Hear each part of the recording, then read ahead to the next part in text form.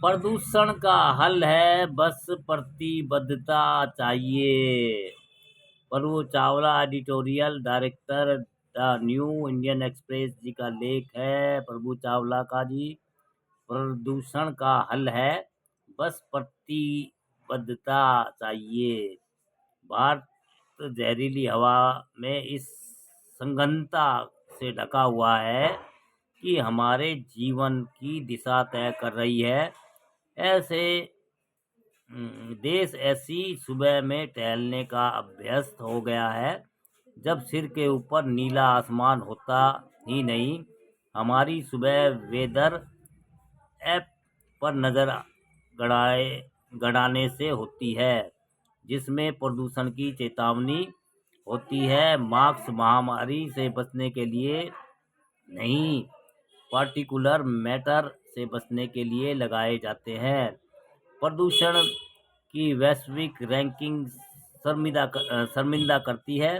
दुनिया के 20 सबसे प्रदूषित शहरों में से 14 भारत में है।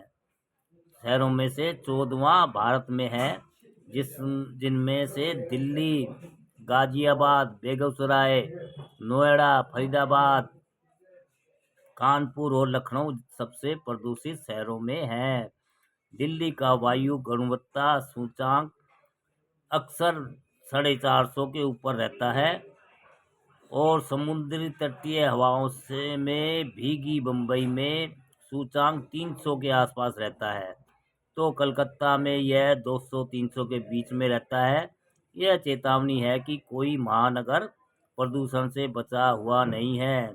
शहर में PM 2.5 स्तर WHO के मानकों से 20-25 गुना ज़्यादा है।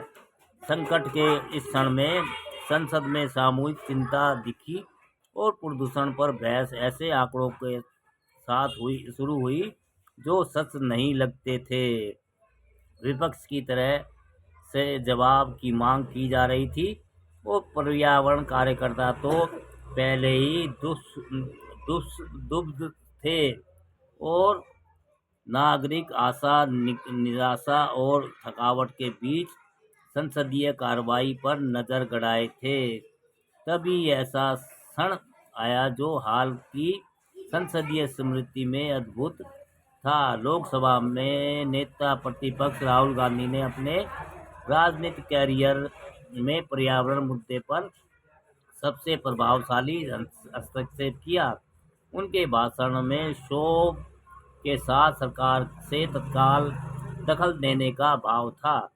वैश्विक QI रैंकिंग पेश करते हुए उन्होंने जहां यह कहा कि मौजूदा संकट वैचारिक विभाजन से ऊपर चला गया है, यहाँ वही उन्होंने सरकार से मांग की कि इसे मौसमी बाधाओं की बजाय राष्ट्रीय आपातकाल की तरह देखा जाए।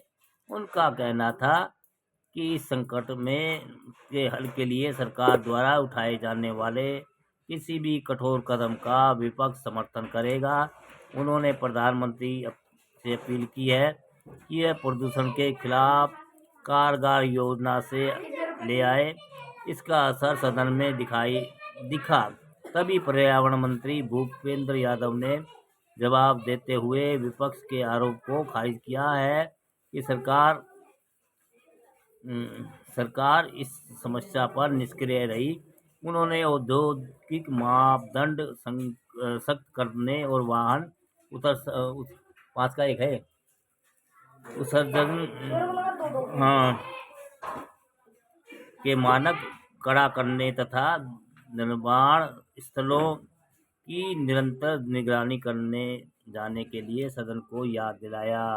उन्होंने प्रदूषण पर राजनीति करने का आरोप भी विपक्ष पर लगाया।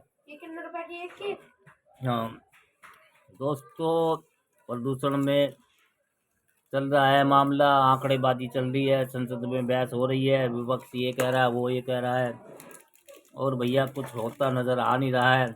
यहाँ तो सब कुछ भगवान भरोसे है। कितना लिए बेटा? 4। भगवान भरोसे चल रहा है भैया। आंधी तूफान बारिश हवा चल गई तो पोल्यूशन साफ हो जाएगा। और नहीं चली तो भैया ये ऐसे टर तोते की तरह डरते रहेंगे, बकचोदी करते रहेंगे, जुमलेबाजी करते रहेंगे, जनता मरती रहेगी।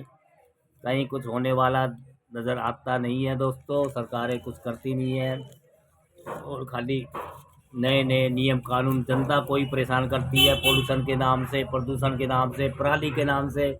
और भाई कहीं कोई आग जला रहा है उससे भी इनको पोल्यूशन हो जाता है।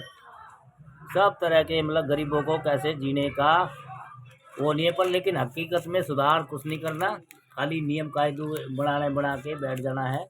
और हकीकत के सुधारों से कोई इनको लेना देना नहीं है दोस्तों।